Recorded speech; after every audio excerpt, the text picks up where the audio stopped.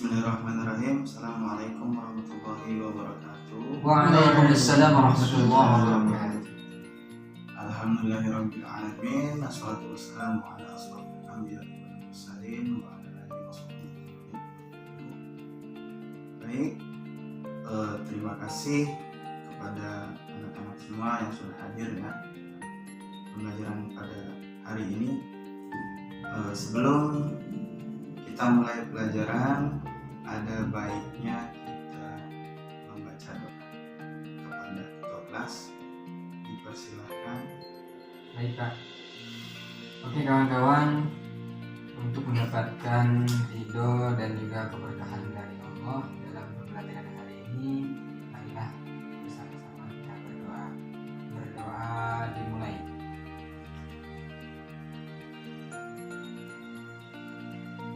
Doa selesai. Terima kasih kepada ketua kelas yang telah memimpin doa. Selanjutnya yaitu kita absen terlebih dahulu ya. Kita absen terlebih dahulu dari pertama Asep Fatur Rahman. Hadir Pak. Baik. Akbar Karunia Permata. Iya. Baik. Iman Syahpawi. Iman izin Pak, ada keperluan katanya. Izin ya. M. Robi Saputra. Robi izin juga Pak, tadi mengirimkan suratnya Pak, beliau sakit katanya. Oke, izin ya. Baik, sebelumnya yang tidak masuk kelas ada 2 orang ya. Oke, adik-adik semua, sebelum kita mulai pelajaran pada hari ini, Bapak mau sapa terlebih dahulu kalian ya. Bagaimana kabarnya? Alhamdulillah sehat Pak. Semuanya. Bagaimana kabarnya Pak? Alhamdulillah sehat juga. Baik. Sebelum Bapak masuk ke dalam materi perkembangan dakwah Rasulullah di Madinah, Bapak akan sedikit mereview materi yang telah Bapak ajarkan sebelumnya, yaitu periode masyarakat atau perkembangan dakwah Rasulullah SAW di kota Makkah. Baik, dapat kita simpulkan secara tentatif bahwa masyarakat Islam pada Quran Makkah belum lagi tercipta sebagai sebuah komunitas yang mandiri dan bebas dari urusan klan. Negara Islam juga belum terbentuk pada Quran Makkah. Ajaran Islam pada Quran Makkah bercirikan tauhid dan dalam titik tertentu. Yang terjadi radikalisasi makna dalam waktu Weltan Saum Arab Jahiliyah yang berimplikasikan mengguncang tataran sosio-religius penduduk Makkah. Jadi kita akan melihat itu bagaimana ciri umum ajaran Islam dan masyarakat Islam pada periode Makkah berkembang pada periode Madinah. Mari kita hijrah ke Madinah ya. Baik, kita masuk ke materi. Oke anak-anak, baik. Sehingga mereka menjadi umat Islam yang senantiasa beriman dan beramal soleh, yang berbahagia di dunia serta sejahtera di akhirat. Strategi yang dilakukan Nabi Muhammad dan para sahabat dalam berdakwah menyebarkan agama Islam antara lain yang pertama yaitu membangun masjid sebagai pusat ibadah dan dakwah. Membangun masjid ini merupakan usaha pertama Nabi Muhammad SAW dalam membentuk masyarakat Islam di Madinah. Masjid yang pertama dibangun oleh Nabi Muhammad SAW yaitu Masjid yang bernama Masjid Nabawi yang dibangun pada bulan Rabiul Awal 1 Hijriah, atau kalau bisa di kalender Masehi kan itu September 622 sebelum Masehi. Fungsi masjid di zaman Rasulullah adalah sebagai berikut. Yang pertama yaitu sebagai sarana berdakwah pembinaan umat Islam di bidang akidah, ibadah, dan akhlak, menjadi sarana seperti ibadah sholat. Yang kedua, menjadi tempat belajar agama Islam yang bersumberkan Al-Quran dan Hadis. Tiga, sebagai sarana tempat menyambung tali silaturahim antara kaum muslimin. Empat, sebagai sarana sosial. Lima, menjadi tempat bermusyawarah dan menjaga tempat menyusun strategi perang. Jadi di antara tujuan Rasulullah membangun Masjid Nabawi tersebut yaitu atas berdasarkan tujuannya agar tercapainya Islam yang bisa dikatakan berkembang pesat seperti yang kita rasakan saat ini. Baik, yang kedua, membangun ekonomi rakyat dengan membangun pasar yang tak jauh dari masjid.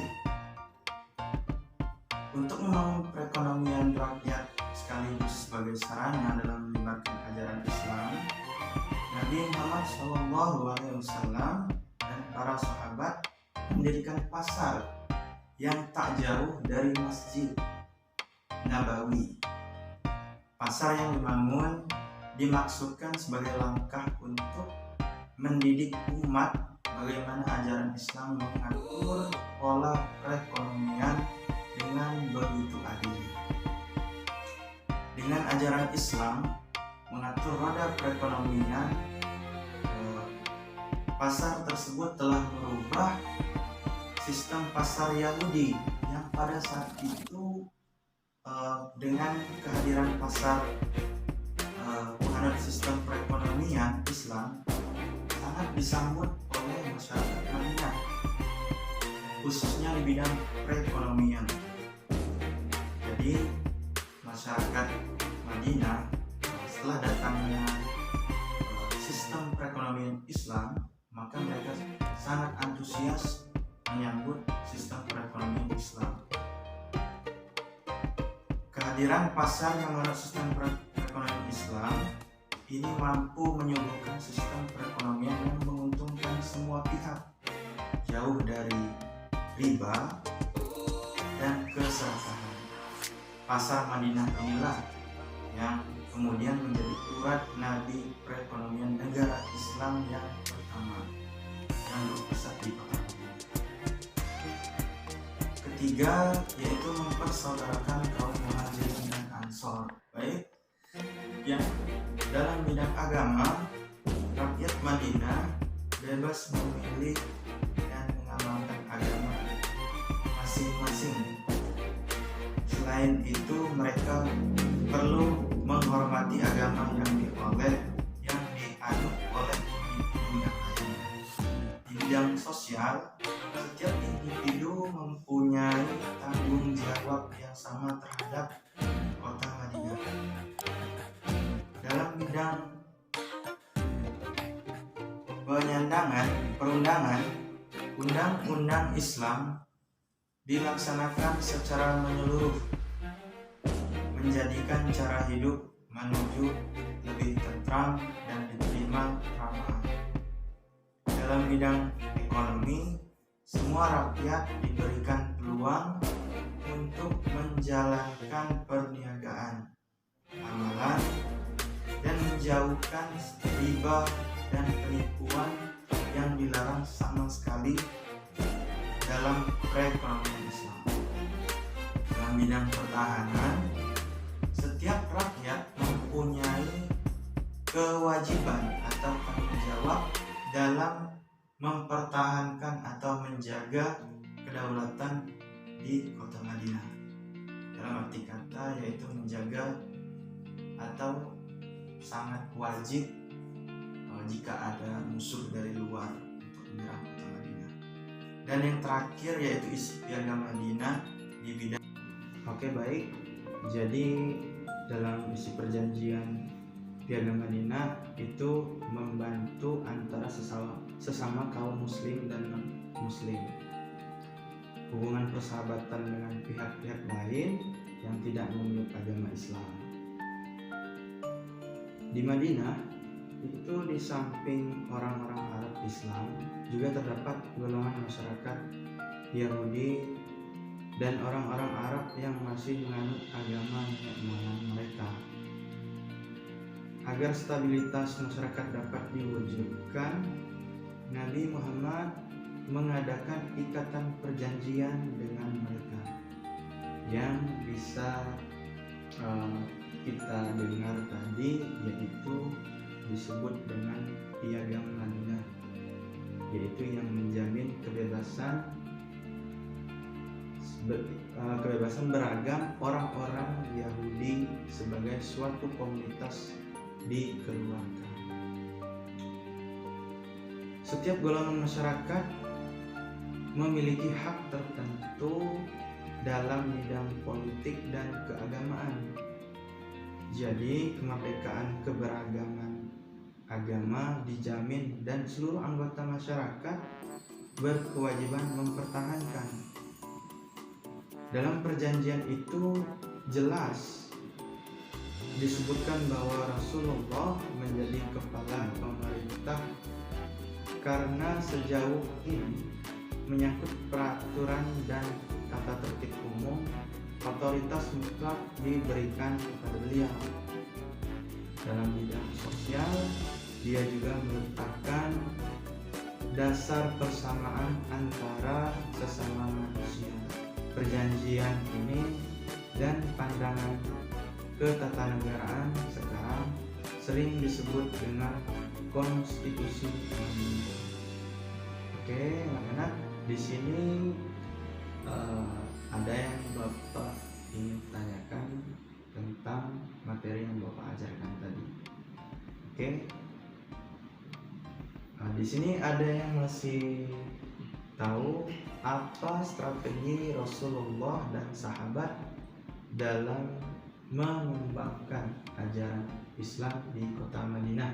Ada yang bisa menyebutkan salah satunya? Ya, Pak. Oke, Karunia, silakan.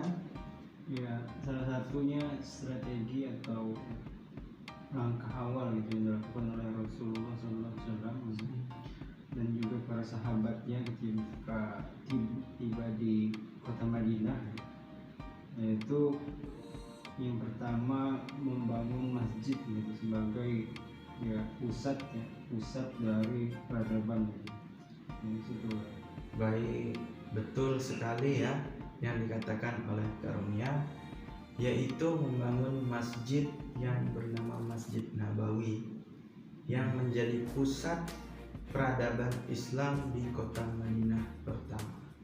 Jadi ini tak kalah penting dalam strategi dakwah yang dijalankan oleh Rasulullah dan para sahabatnya sejak datang ke kota Madinah, agar mereka lebih bisa dikatakan nyaman, ada suatu hasil daripada perjuangan dari Rasulullah SAW dan para sahabatnya ketika menduduki di kota Madinah. Baik, selain itu ada yang tahu strategi dakwah Rasul dan para sahabatnya? Ada yang tahu di sini? Yang saya tahu tadi, Pak, terkait mengenai hijrahnya kaum muhajirin dan juga kaum ansor, di mana kaum muhajirin ini sendiri adalah kaum yang sama-sama dengan Rasulullah SAW ikut hijrah ke Madinah sebagai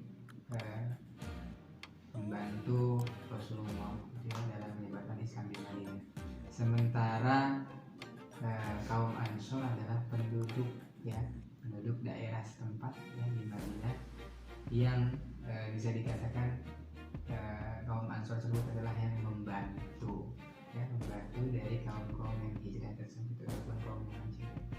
Mungkin itu yang bisa saya tangkap Pak mengenai perjalanan dari Rasul dari Mekah ke Madinah. Betul sekali yang dikatakan oleh Fatur tadi ya, yaitu kaum muhajirin dan kaum ansor mempersaudarakan kaum muhajirin dan kaum ansor oleh Rasulullah. Jadi kaum muhajirin ini ialah yang menjadi pengikutnya Rasulullah ketika menuju atau hijrah ke kota Madinah, dan dibantu oleh kaum Ansor yang atau penduduk setempat di kota Madinah. Baik, terima kasih anak-anak atas perhatiannya.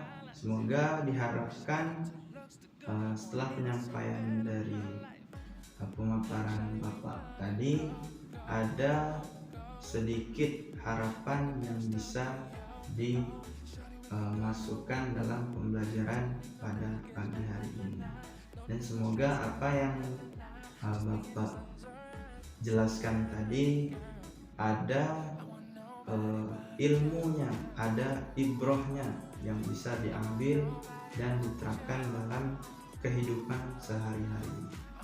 Mungkin cukup dari Bapak. Terima kasih atas perhatiannya, lebih dan kurangnya mohon maaf. Dan sebelum kita tutup pelajaran pada hari ini, ada baiknya kita melafazkan hamdalah. Alhamdulillah. Jadi terima kasih. Mohon maaf bila ada kekurangan. Izin bertanya Pak, Ya. tidak ada PR Pak ya? Oh ya, untuk PR hampir tadi ya, ada tugas ya kepada anak-anak semua. Bapak kasih tugas untuk mereview atau merangkum hasil dari pemaparan tadi dalam buku catatan sejarah kebudayaan Islam. Oke, Bapak tunggu sampai deadline-nya pekan depan ya. Oke, terima kasih anak-anak. Lebih dan kurangnya mohon maaf. Tidak ada lagi yang ingin ditanyakan? Cukup Pak, Cukup ya. Oke, terima kasih. Lebih dan kurangnya mohon maaf. Kalau Allah mengampun. Akhir kata, wassalamualaikum warahmatullahi wabarakatuh. Waalaikumsalam warahmatullahi wabarakatuh. Terima kasih Pak. Sama-sama.